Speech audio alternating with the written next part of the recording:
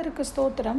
இன்று காலை நாம் தியானிக்கிற வசனம் லூக்கா 7வது அதிகாரம் வசனம் 13-15 வரை. கர்த்தர் அவளை பார்த்து அவள் மேல் மனதுருகி அழாதே என்று சொல்லி கிட்ட வந்து பாடையை தொட்டார். அதை சுமந்தவர்கள் நின்றார்கள்.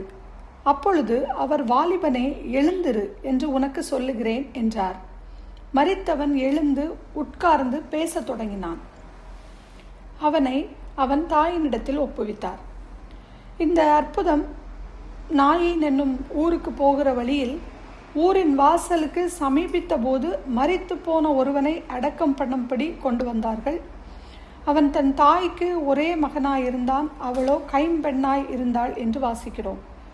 இந்த அற்புதம் நகரத்தின் வாசலில் நடந்திருக்கிறது என்று நாம் பார்க்கிறோம். அப்போ இங்கே 2 சாரார் இருந்திருப்பார்கள். ஒன்று இவரை எப்போதும் குறை கண்டுபிடிக்கும் கூட்டம் ஒன்று, மற்றொரு கூட்டத்தார் அவரை பின்பற்றுகிறவர்கள், அவருடைய அற்புதங்களை அவருடைய அதிசயங்களை குறித்து ஆச்சரியப்படுகிறவர்களாக இருந்தார்கள். இங்கேயும் கூட மரித்தவன் எழுந்து உட்கார்ந்து பேச தொடங்கின போது எல்லாரும் பயமடைந்து, மகா தீர்க்கதரிசியானவர் நமக்குள்ளே தோன்றியிருக்கிறார் என்றும் தேவன் தமது ஜனங்களை சந்தித்தார் என்றும் சொல்லி தேவனை மகிமைப்படுத்தினார்கள் என்று நாம் இந்த பேசேஜில் வாசிக்கிறோம். முதலாவது இயேசுவின் பாதையை நாம் கவனிப்போம்.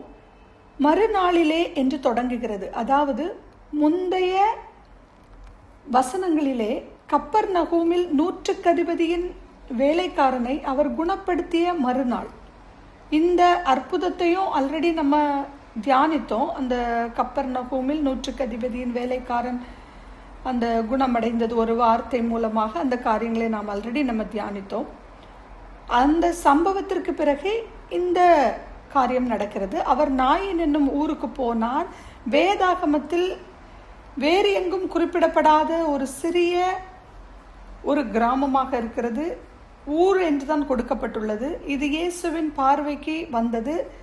ஏனெனில் மற்ற நற்செய்திகளில் இந்த நிகழ்வை பற்றி எதுவுமே குறிப்பிடப்படவில்லை. அடுத்தது, இயேசுவோடு இருந்த ஜனங்களை கவனியுங்கள். அவருடைய சீஷர் அநேகரும் திரளான ஜனங்களும் அவருடன் சென்றார்கள் என்று நாம் வாசிக்கிறோம். அப்போ இங்கே கிறிஸ்துவை பின்தொடர்ந்து வந்த ஒரு கூட்டம், அடுத்து மரித்து போனவனை பின்தொடர்ந்து வந்த கூட்டம். இப்படியாக நாம் வசனம் 12 வாசிக்கிறோம். அவன் தன் தாயின் ஒரே மகன், அவள் ஒரு விதவை. இப்போ ஊராரில் வெகு ஜனங்கள் அவளுடனே கூட வந்தார்கள் என்று வாசிக்கிறோம். அப்போ இந்த தாய் ஒரு துக்கம் நிறைந்தவளாய் எளிமையாய்தான் அந்த நேரத்தில் இருந்திருப்பாங்க. ஒரே ஒரு மகன், அந்த மகனை இப்போ இழந்துட்டாங்க. இப்போ அவளுக்கு இருக்கிற ஒரே மகனும் இறந்து ஊர்வலமாய் பார்க்கும்போது எப்படி இருக்கும் அந்த தாய்க்கு? அப்போ அந்த கர்த்தருடைய பார்வை அந்த தாயின் மேல் சென்றதை நாம் பார்க்கிறோம்.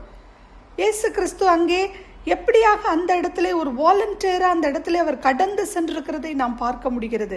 ஏன்னா இருதயம் நறுங்குண்டவர்களை கவனிக்கிற கண்கள் தான் அவருடைய கண்கள். இயேசு கிறிஸ்துவின் கண்கள் அக்கினிமயமான கண்கள். இங்கே இந்த 2 கூட்டங்களும் சந்திக்கிறார்கள். இதில் இயேசுவையும் வாழ்க்கையையும் பின்பற்றுகிறவர்கள், இயேசுவின் வாழ்க்கையை பின்பற்றுகிறவர்கள் சிலர் இருக்கிறாங்க. ஆனால் பாவம் மற்றும் மரணத்தின் வழிகளை பின்பற்றுபவர்களும் அதில் இருக்கிறாங்க.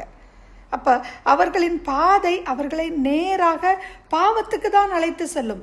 அதுபோல் நாயின் ஊர் விதவையின் மகனை எழுப்பாவிட்டால் இந்த மகனை கல்லறைக்கு தான் அழைத்து சென்றிருப்பார்கள். வழியில் இயேசுவை சந்திக்காவிட்டால் எந்த மாற்றமும் அவங்களுடைய வாழ்க்கையில ஏற்பட்டிருக்காது. சிறிது நேரத்தில் அங்கே ஒரு தெய்வீக மாற்றம் நடக்கிறதை நாம் பார்க்கிறோம். வசனம் 13-15, அதுதான் நம்ம இன்னைக்குள்ள டுடேஸ் மெடிடேஷன் வேர்டு. கர்த்தர் அந்த விதவை தாயை கண்டதும் அவள் மேல் மனதுருகி அழாதே என்று சொல்லி இந்த வார்த்தையை படிக்கும்போது உண்மையிலே நம் தேவன் எத்தனை இரக்கம் உள்ளவர் என்றும் நாம் துக்கப்படுவதை அவரால் தாங்கிக் கொள்ள முடியாது, இருதயம் நொறுங்குண்டவர்களின் கண்ணீரை சகிக்க மாட்டாத தேவன் என்று நாம் அறிந்து கொள்கிறோம். இந்த 13-15 வசனங்களுக்குள்ளாகவே ஒரு 7 காரியங்கள் நடக்கிறதை பார்க்கிறோம். முதலாவது, கர்த்தர் அவளை பார்க்கிறார். இரண்டாவது, அவள் மேல் மனதுருகுகிறார். மூன்றாவது, அழாதே என்று சொல்கிறார். 4வது கிட்ட வந்து பாடையை தொட்டார். 6வது வாலிபனே எழுந்திரு என்று சொல்கிறார். 7வது மரித்தவன் எழுந்து உட்கார்ந்து பேச தொடங்கினான். அப்ப இறுதி சடங்கில் அந்த விதவை தாயின் கண்ணீரை துடைக்கவே, அந்த இறுதி சடங்கை சந்திக்கவே கிறிஸ்து அந்த இடத்தில் வந்திருக்கிறார் என்பதில் எந்த சந்தேகமும் இல்லை. 18 மைல் தொலைவில் உள்ள கப்பர்நகூமிலிருந்து கிறிஸ்துவை நாயின் ஊருக்கு வரவழைக்க எந்த ஒரு செய்தியும் இல்லை, எந்த ஒரு காரியமும் இல்லை. ஆனா அந்த தாயின் மகன் இறப்பதற்கு முன்பே இயேசு நாயின் ஊருக்கு பயணத்தை தொடங்கி இருப்பார். ஏன்னா பாலஸ்தீனத்தின் தட்பவெப்ப நிலையை பொறுத்து மரணம் நடந்தவுடனே உடல்களை அடக்கம் செய்வது கட்டாயமாகும். அந்த தாய்க்கு இப்படி ஒரு பார்வையே அவங்களுக்கு இருந்திருக்காது. இப்படி ஒருவர் வருவார், தன் மகனை குணப்படுத்துவார் என்று அவங்களுக்கு 100% அவங்களுடைய மனதில் கூட அவங்க அதை எண்ணி இருக்க மாட்டாங்க. ஆனால் கிறிஸ்து முன்கூட்டியே கண்ணீரை காண்கிற தேவன், இருதயம் நொறுங்குண்டவர்களை காயம் கட்டுகிறார். அவர் நமக்காக நம்மை போல சோதிக்கப்பட்டும் பாவமில்லாதவராய் இருக்கிற பிரதான ஆசாரியரே நமக்கு இருக்கிறார். நாம் அவரை நன்றியோடு மகிமைப்படுத்துவோம். இதே போல்தான் நம் வாழ்க்கையிலும் எத்தனை பாடுகளாக இருந்தாலும் நாம் நினைப்போம், நம்ம கர்த்தர், நாம் ஜெபிக்கிறோம், இத்தனை நாள் நமக்கு பதில் இல்லையே, அவர் நம்மை காண்கிறாரா என்று நாம் யோசிப்போம். ஆனால் அவருடைய கண்கள் மனுபுத்திரனை பூமி எங்கும் உலாவி நோக்கி கொண்டிருக்கிறது என்பதில் எந்த சந்தேகமும் இல்லை. இஸ்ரவேலை காக்கிறவர் உறங்குவதும் இல்லை, தூங்குவதும் இல்லை. நாம் நம்பிக்கையோடு ஜெபிப்போம். கர்த்தர் நம் வாழ்வில் உயிர்ப்பிக்க வேண்டும் என்று அவர் விரும்புகிறாரோ அதை நம் வாழ்வில் உயிர்ப்பித்து வரும் நாட்கள்ல இன்னும் நம்மை கர்த்தருக்காக எடுத்து நம்மை பயன்படுத்துவார். துயரத்தில் கூப்பிட்டேன், உதவிக்காய் கதறினேன், அழுகுரல் கேட்டீரையா. குனிந்து தூக்கினீர், பெரியவனாக்கினீர், உமது காருண்யத்தால். குனிந்து தூக்கினீர், பெரியவனாக்கினீர், உமது காருண்யத்தால். குனிந்து தூக்கினீரே, பெரியவனாக்கினீரே, உமது காருண்யத்தால். குனிந்து தூக்கினீரே, உமது காருண்யத்தால். குனிந்து தூக்கினீரே. நாம் ஜெபிப்போம்.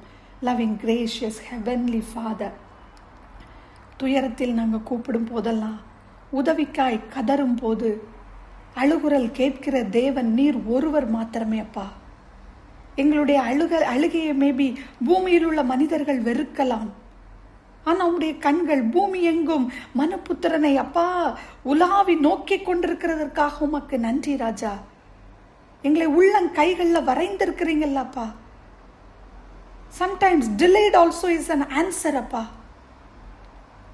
எந்த நேரத்திலும் நாங்கள் சோர்ந்து போகாதபடி ஒவ்வொரு நாளும் அப்பா எங்களுடைய இதயத்தின் ஆழத்திலிருந்து எப்படியா அந்த விதவை தாயின் மீது அனுதாபத்தையும் பரிதாபத்தையும் மன துருக்கத்தையும் நீங்க காட்டினீரே. அது மாத்திரமல்ல, அழாதே என்று சொல்லி கண்ணீரை துடைத்து மன துருக்கத்தினால் பாடையை தொட்டு வாலிபனை எழுந்திருக்க செய்தீங்களே. தன்னுடைய ஒரே மகனை இழந்து வேதனையோடு இருந்த நேரத்திலும் கூட அந்த வருத்தத்தை களிப்பாய் மகிழ்ச்சியாய் நீங்க மாற்றினீங்களே.